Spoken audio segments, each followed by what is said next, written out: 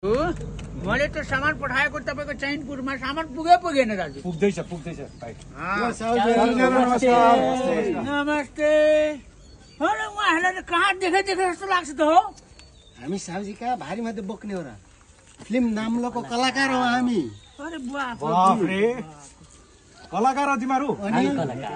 के ठानिरहेछ अनि तपाईको फिल्म चाहिँ कहिले आउँछ कस्तो कलाकार कहिले आउँछ फिल्म ए भन्छ साने कहिले आउँछ अरे वैशाख 12 गते फ्रेन्ड सिनेमा हल धरानमा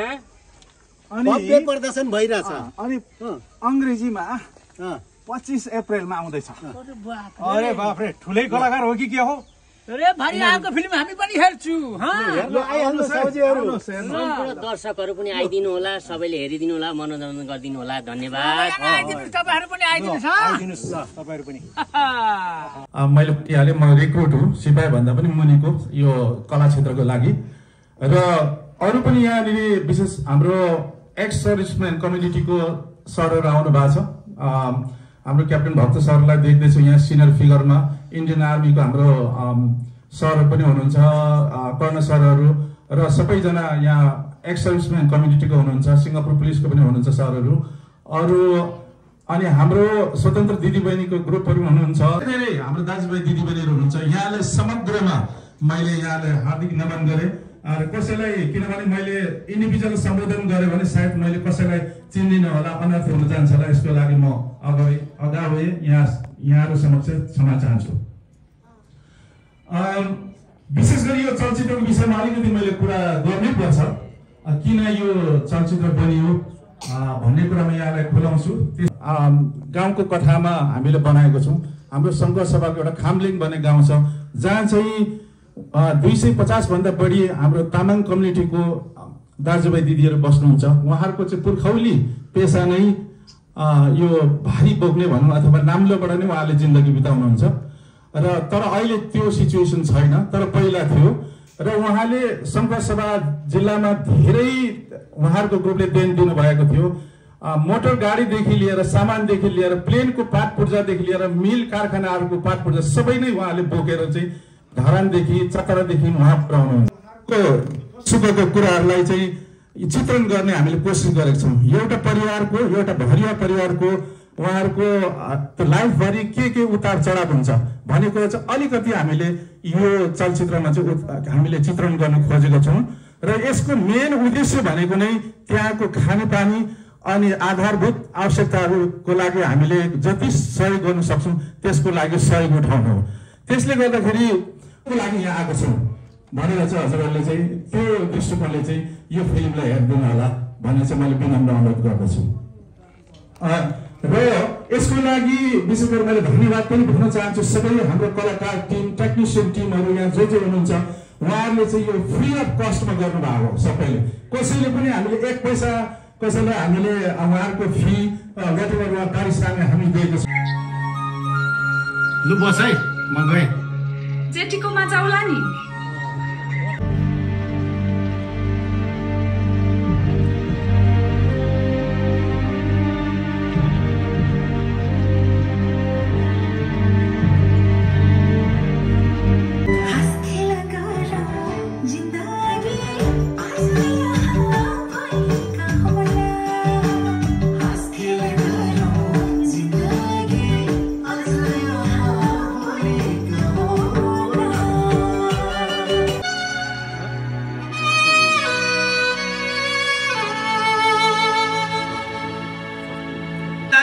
मलाई थाहा छ हाथी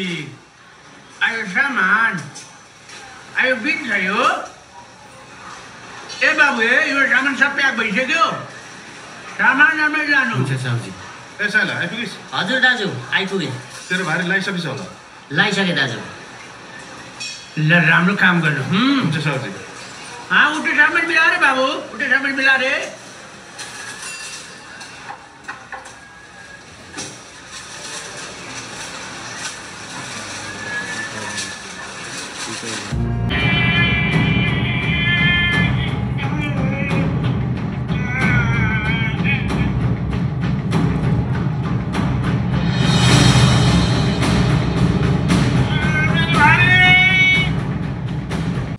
फिल्म हेरियो म चाहिँ त्यहाँ रुँदै थिएँ म चाहिँ कुनै पनि फिल्म हेर्दाखेरि गीतहरू सुन्दा पनि म अत्यन्तै डुबेर सुन्छु होइन र त्यो फिल्ममा पनि अत्यन्तै डुबेर हेरिरहेको थिएँ र अत्यन्तै दुःखान्त जुन भूतकाल हाम्रो बाजेको यो चलचित्रमा मैले पाएँ लास्टको त्यो सिन जुन छ उहाँ चाहिँ त्यो भिरवाउस हुँदाखेरि है त्यो पात्रलाई चाहिँ आफ्नो ज्यानभन्दा पनि मेरो भारी भन्ने लागिरहेको थियो कि मेरो भारी भनेर उदो हेर्दै हुनुहुन्थ्यो त्यो भारी थिएन वास्तवमा जिम्मेवारी थियो होइन आफ्नो छोरालाई आफै जस्तै ढाक्रे नभएर मास्टर बनाउने एउटा सपना त्यो सपना त्यो कोसीमा बगेर जाँदाखेरि त्यो पात्रको मुहारमा देखिएको पीडा के भन्ने कुनै तपाईँको शब्द नै छैन रोइरहेको थिएँ म त्यहाँ बधाई छ तपाईँलाई यो चलचित्र अत्यन्तै हृदयस्पर्शी चलचित्र छ सबैजनालाई म भन्न चाहन्छु यो चलचित्र एकचोटि हेर्नुहोस् कस्तो परिस्थिति आएको आफ्नो मुटुलाई डोकोमा बोकेर हिँड्नुपर्ने एकचोटि नायिका हाम्रो म्यामलाई पनि यता आउनको लागि अनुरोध गर्न चाहन्छु त्यो डायलग कस्तो ज्यानमारा डायलग क्या होइन कस्तो परिस्थिति आयो भरे आफ्नो मुटुलाई डोकोमा बोकेर हिँड्नु साह्रै स्ट्रङ पनि हुनुहुँदो रहेछ पूर्ण सर मभन्दा लगभग 6 इन्च अल्गो हुनुहुन्छ होइन त्यही माथि दोहोरो ज्यानको उहाँलाई डोकोमा भारी बनाएर बोक्न सक्ने नायिका साह्रै खुसी लाग्यो यो चलचित्रको बारेमा मैले धेरै भन्न चाहिनँ यो भनेको एउटा जीवन हो होइन यो भनेको एउटा जीवन हो जो जीवन चाहिँ हाम्रो पिता पुर्खाले भोग्नुभयो हाम्रो डाँडा काँडा अब नेपाल यस्तै भौगोलिक हिसाबले डाँडा काँडा खोला नालाले भरिएको देश हो त्यो परिवेशमा भारी बोकेर त्यो चलचित्रभरि नै भारी नै बोकेको थियो होइन सेम त्यस्तै नै पनि तपाईँको छैन थियो गयो आयो फेरि पुऱ्यायो ट्रान्सपोर्ट ह्युमन ट्रान्सपोर्ट भएर थाप्लोको घरमा नाम्लोको घरमा चाहिँ हामीले पाल्नु भएको इतिहास यो ज्वलन्त एउटा इतिहास पनि हो र यसको चाहिँ जुन कथा संयोजन त्यो खालको जो के भन्छ डिरेक्सन्सदेखि लिएर हरेक कुरा सुपक छ र के भन्ने अब म चाहिँ अनि हाँसिरहने रोइरहने नाचिरहने गीत गाइरहने काम गरिराख्ने मान्छे हुन् त्यसले गर्दाखेरि एउटा सजीव प्राणी हुँ म टोटली भन्दाखेरि जसको जीवनमा हरेक खालको संवेगहरूको गहिरो प्रभाव छ त्यस्तो मान्छे भएको कारणले होला म चाहिँ रोइराखेको थिएँ पूर्ण सरले घरिघरि हेर्दै हुनुहुन्थ्यो बट आई डिडन्ट केयर है म रोइराखेको थिएँ यो यति मार्मिक चलचित्र छ र अन्त्यमा सबैजनालाई यो चलचित्र बनाउने कन्सेप्ट ल्याउने हाम्रो पूर्ण सर लगायत सबैजनालाई चाहिँ हृदयदेखि धन्यवाद दिन चाहन्छु र अर्को सो कहिले भन्नुभयो 14 गते पनि यो यहाँनिर चाहिँ प्रदर्शन हुनेछ र यो चलचित्र सबैले हेर्नु होला and the most important part, the most beautiful part of this movie is this is not for any kind of profit making. यो चाहिँ वेलफेयरको लागि होइन खाने पानी के भन्नुभयो निकाले एनिवेज खामलिङ एउटा उसमा म आफै पनि खानेपानीको अभियन्ता भएको कारणले पानी नहुँदा के हुन्छ भन्ने पीडा मलाई थाहा छ राम्रोसँग र त्यो ठाउँको खानेपानीको उन्नयन होस् त्यसमा चाहिँ सुधार होस् भन्न खातिर बनाइएको अत्यन्तै नेक उद्देश्यका साथ बनाइएको चलचित्र हो यो नाम्लो र सबैजनालाई धन्यवाद दिन चाहन्छु कस्तो लाग्यो यहाँहरूलाई मैले सोध्न चाहेँ राम्रो लाग्यो अलिक साह्रो भनिदिनु पर्यो रुनु भयो तपाईँले पनि है कस्तो परिस्थिति आयो आफ्नो मुटुलाई डोकोमा भारी बनाएर बस्नु हैन कसको डायलग कसले लेखेको तपाईँले लेखेको आम्मा ल खतम बनाउनु म्यामले भन्नुभएको thank you so much thank you धेरै राम्रो छ धेरै राम्रो छ धेरै धेरै धन्यवाद मेरो सरलाई र अब अन्तिममा जसले यो सम्मान व्यक्त गर्दछु र अन्तिममा अब यो चलचित्रका खम्बा अब निर्माताको हिसाबले अथवा अभिनयको हिसाबले निर्माणका हिसाबले सबै कुराहरूले यो चलचित्रको खम्बा आदरणीय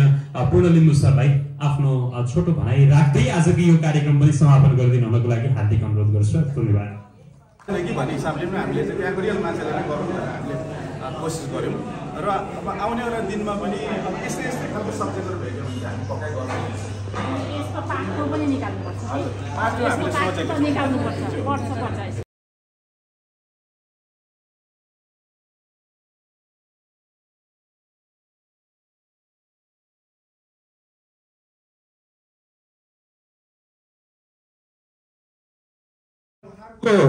सुखको कुराहरूलाई चाहिँ चित्रण गर्ने हामीले कोसिस गरेका छौँ एउटा परिवारको एउटा भरिया परिवारको उहाँहरूको लाइफभरि के उतार चढाव हुन्छ भनेको चाहिँ अलिकति हामीले यो चलचित्रमा चाहिँ हामीले चित्रण गर्न खोजेको छौँ र यसको मेन उद्देश्य भनेको नै त्यहाँको खानेपानी अनि आधारभूत आवश्यकताहरूको लागि हामीले जति सहयोग गर्न सक्छौँ त्यसको लागि सहयोग उठाउनु हो त्यसले गर्दाखेरि लु बस है म गएँ जेठीकोमा जाउला नि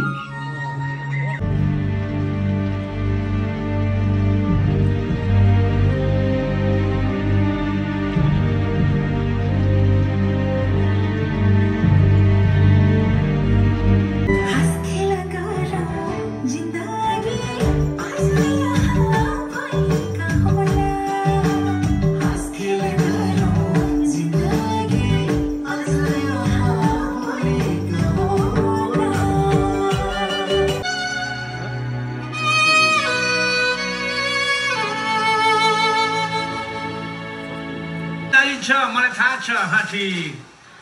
आयो सामान आयो बिन छ यो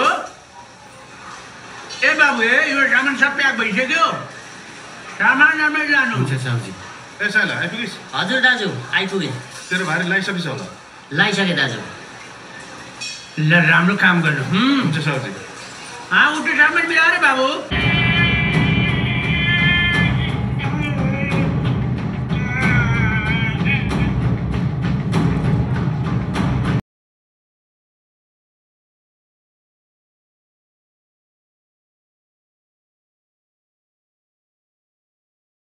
फिल्म हेरियो म चाहिँ त्यहाँ रुँदै थिएँ म चाहिँ कुनै पनि फिल्म हेर्दाखेरि गीतहरू सुन्दा पनि म अत्यन्तै डुबेर सुन्छु होइन र त्यो फिल्ममा पनि अत्यन्तै डुबेर हेरिरहेको थिएँ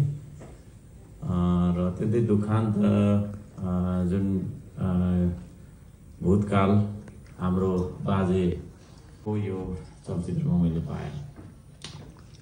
लास्टको त्यो सिन जुन छ उहाँ चाहिँ त्यो भिडभाड हुँदाखेरि है त्यो पात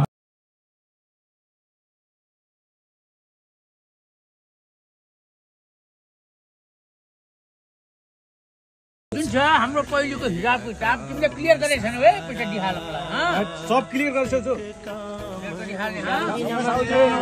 नमस्ते नमस्ते भरिया टोली आइपुगेको छ ल ए भरिया टोली एउटा कुरा थाहा छ तिमीहरूको बारेमा एउटा फिल्म बनेको छ नाम्लो फिल्म बनेको छ बुझेछौ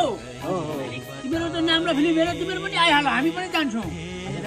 हेर्न जान्छु साउजी मैले टिभीमा सुनेको थिएँ वैशाख 12-14 गते धरानको फ्रेन्ड सिटीमा पनि लाग्दैछ रे हेर्न जानुपर्छ जाने हो वैशाख 12 गते फ्रेन्ड सिनेमा हलमा जसरी भए पनि आउनु होला